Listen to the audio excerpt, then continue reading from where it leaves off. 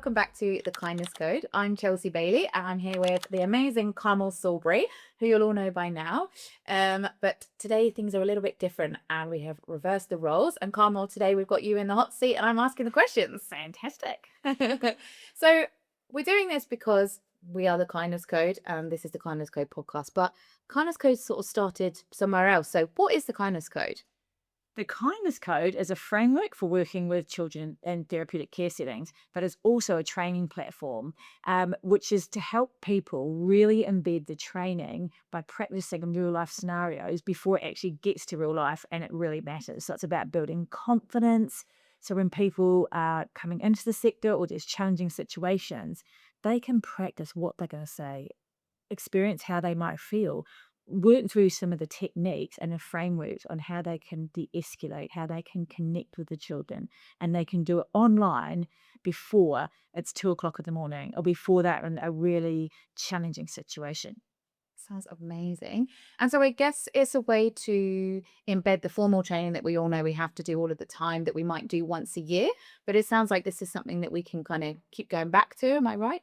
Yeah, so we've got a really, actually very kind of kind, quite a fun platform, which is really lovely. And there's people can make reflections. So it's about not right or wrong. It's about not doing it perfectly because, as you always say, Chels, we get it wrong and it's not always perfect. But when I started, I found that actually we have beautiful, kind, wonderful people. And we talk about, and they do their training. We have fantastic in house training, but they might do something. And it's not until a child is run off with the keys or not wanting to go to bed or being kind of maybe swearing or something, not with running act to be fair, but in that challenging situations. Mm.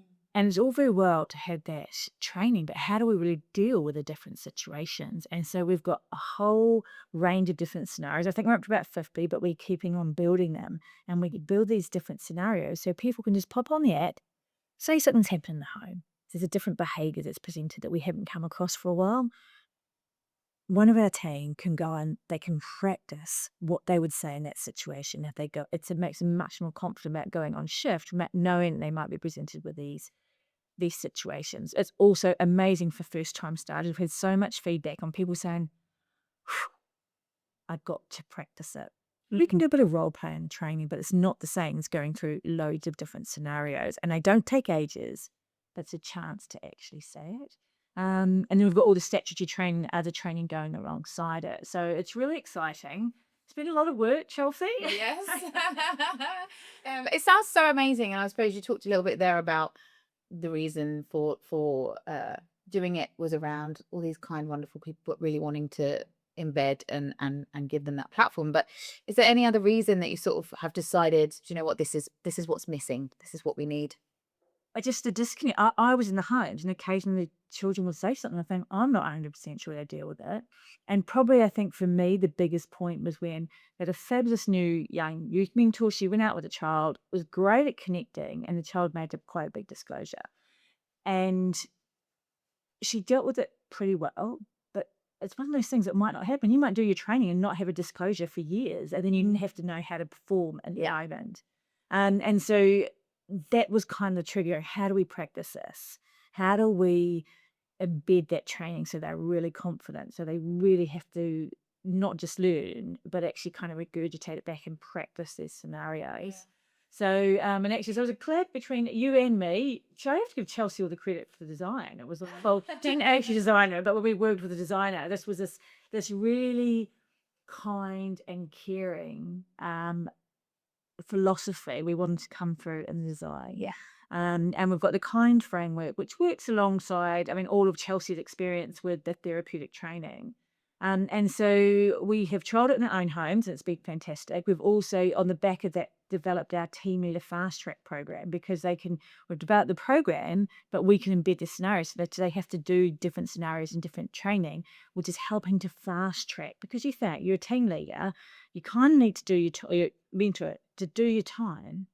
But how do you do that? Because you might not have a self-harm episode. Yeah.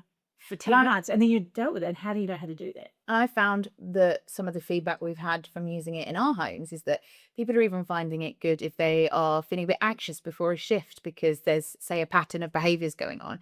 They can just jump on the app before they're even at work to kind of just predict, okay, if this happens today, how might I manage it, and get that kind of instant feedback and, going a bit more confident. And managers can also get feedback on the progress of their staff. And so certainly for someone that's, been in this industry for over a decade, I would have loved this when I was, working in the homes in that way with the children, and certainly as a manager, as a way to help develop my teams.